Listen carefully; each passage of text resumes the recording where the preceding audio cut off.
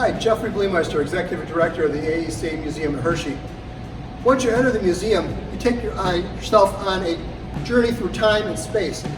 We start in New York City in 1900, and you travel across the country. You end in California at the Golden Gate Bridge in the 1970s. Right now, we're in a machine shop in the New York City Battery Park area, and this space is reminiscent of what you would have and what you would find at the turn of the century if you were an automobile owner.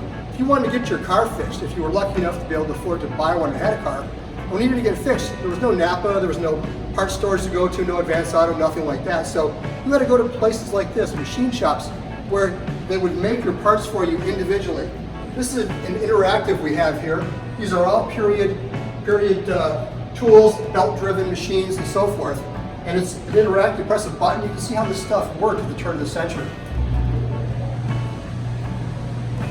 It's fascinating to think of people. There's enough tools in here to almost build the majority of a car from scratch. You needed skilled workers to be able to man these machines, produce parts, cast, forge, blacksmithing, bending of metal, shaping of metal, all the different things that went into production in that era to make your car and to repair your car.